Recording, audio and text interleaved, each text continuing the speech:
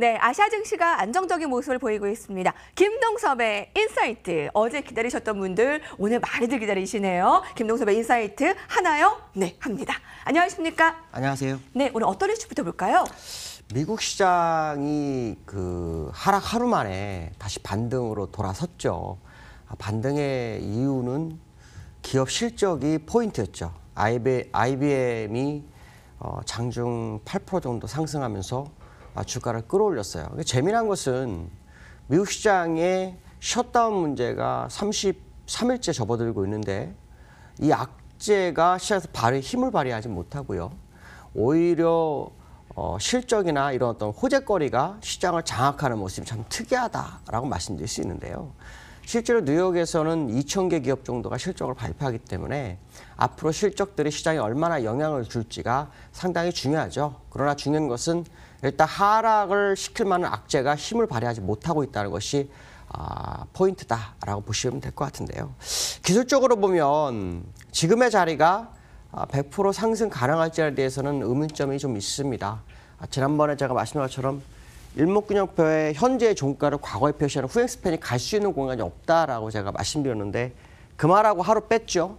빼고서 다시 어저께 약간 올려서 방향성을 잡았지만 이 후행 스팬이 이쪽을 뚫고 가야 되기 때문에 사실 빠르게 올라가지 못한다면 이렇게 못 뚫고 이렇게 간다면 시간적으로 최소한의 가격 조정은 남아있을 소지가 굉장히 크다라는 생각을 해볼 수 있고 만약에 가격 조정이 기간 조정이 최소한 있을 필요가 있다고 생각해야 될 것 같고 그 상태에서 가격 조정까지 나오는지가 시장의 관전 포인트인데요. 결국 셧다운 문제가 시장에 또 한 번의 화두가 될 거라고 예상을 해볼 수 있는 그런 상황이다. 왜냐하면 하루에 약 25,000명 정도의 실업자가 나오고 있는 상황이기 때문에 그게 결국 지표에 영향을 미칠 거다라고 봐야 되겠죠. 실제로 존 윌리엄스 같은 사람도 결국 셧다운이 시장에 영향을 미치기 시작했다라는 표현을 쓰기 시작했다라고 본다면 지금 미국에서 지표를 발표를 전혀 안 하고 있어요. 안 하고 있다는 것은 결국 셧다운 문제를 의식하고 있다는 거죠. 다만 시장은 이 악재가 수면 밑으로 결국은 합의를 볼 거다라는 생각을 하고 다른 호재가 시장을 장악하고 있지만 주가를 완전히 끌어올리기에는 역부족인 모습이 시장에 나오는 것이 아닐까라는 생각을 해봐야 될 것 같습니다. 자, 두 번째 이슈 보도록 하죠. 두 번째 이슈는요. 중국을 좀 봐야 될 것 같습니다. 중국이 경제 성장률이요. 1990년 이후로 가장 낮은 경제 성장률이 진행이 되고 있어요. 아마 그것 때문에 경기 부양을 하고 지준을 내리고 뭐 이런 일을 하는 것 같은데 문제는 뭐냐면 경기 하방 압력이 점점 커지고 있고요. 그게 결국 고용까지도 방향을 틀고 있기 때문에 아마도 중국이 추가적 경기 부양을 한다 할지라도 무역 분쟁을 완벽하게 합의하지 않는 한은 결국 경제 성장률은 더 낮아질 소지가 굉장히 크다는 거죠.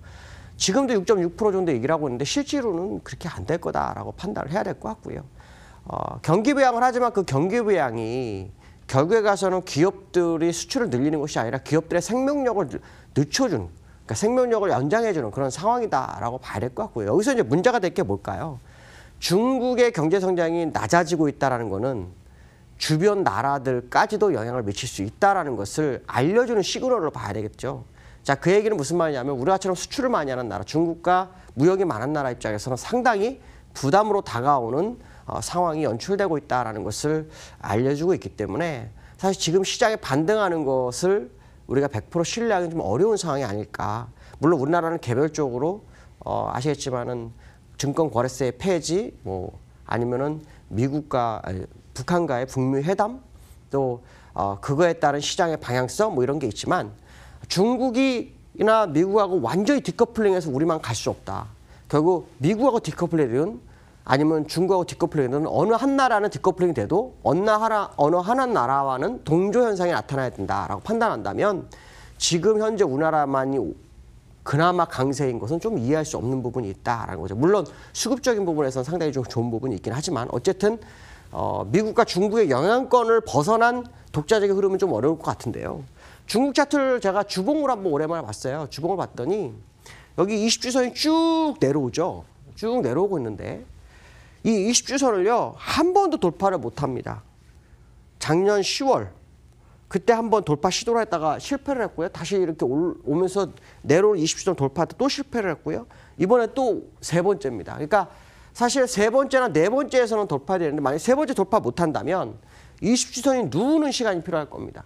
자, 그 얘기는 무슨 말이냐면 바로 돌파하지 못하는 상황이 연출된다면 결국 중국도 시간 조정이 나올 수확률이 높다. 결국 미국이나 중국이 무역 협상을 완전하게 시장이 만족할 만큼의 결과가 나오지 않는다면 시장은 폭발적으로 가는 상황은 없을 수 있다라는 생각을 한 번쯤 해볼 수 있는 차트의 모습이 나왔고 그것이 결국 중국의 어떤 경기 둔화 쪽으로 시장의 포인트가 가고 있는 그런 상황으로 해석을 하는 게 맞지 않을까 이렇게 말씀드릴 수 있을 것 같습니다. 세 번째는요. SK 하이닉스가요. 지금 보시면 4분기 어닝 쇼크예요. 그러니까 전분기 대비 이익이 31% 정도가 줄었죠. 그러나 1년으로 보면 2년 연속 최대 순이익을 가져오는 그런 상황이긴 하죠. 근데 재미난 것은 삼성전자도 마찬가지고 SK 하이닉스 마찬가지고 실적을 발표한 다음에 주가가 올라가요. 그 악재가 해소됐다라고 생각을 하는 것 같습니다. 왜냐하면 실적에 대한 악재가 결국 시장을 종목을 눌렀다라는 생각을 하는 것 같은데 지금도 보시면 SK하이닉스 2% 정도 올라요. 근데 20주선을 이게 주봉이 돼 20주선을 완전히 돌파하느냐가 굉장히 중요한데 문제는 슈퍼사이클이 반도체 슈퍼사이클이 꺾인 상태인데 이게 되돌림이 추세를 잡아서 과거 97,000원대를 돌파하러 갈 거냐에 대한 의문점 한번 가져야겠죠. 저점에서 올라온 거에 대한 부분이 추세로 가져갈 건지 아닐지. 실제로 외국인들이 들어와서 시장의 방향성을 잡았는데 이게 패시브 펀드예요. 그러니까 추세 추종에 의해서 들어오지만 펀드가 어떤 공격적으로 완전히 가는 게 아니라 배분된 금액만큼을 시장에 사는 그래서 대형주 위주로 좀 사는 그런 상황이기 때문에 SK 하이닉스에 대한 부분을 좀 더 지켜봐야 될 상황이 아닐까. 특히 추세선상으로 보면 지금의 자리가 요 고점 대비로 이렇게 한번 그어볼까요? 이런 식으로 나옵니다. 그러니까 지금 딱 그 자리 돌파가 될지 안 될지를 보이는 그런 자리라면 우리가 SK 하이닉스를 좀 더 지켜볼 필요성이 있지 않을까 이렇게 말씀드릴 수 있을 것 같습니다. 오늘 여기까지로 하겠습니다. 감사합니다. 네, 오늘 금리 동결 이후 한국은행에서 속보 계속 나오고 있는데요. 통화 완화 기조 좀 더 유지해 나갈 것이다. 물가 상승률 1% 초반에서 등락, 하반기 후에 1%대 중반 예상하네요. 경제 성장률 전망은 2.7%로 소폭 하회 예정입니다. 자, 오늘 여기까지 함께 할게요. 시장공감대 시청해주신 여러분 고맙습니다.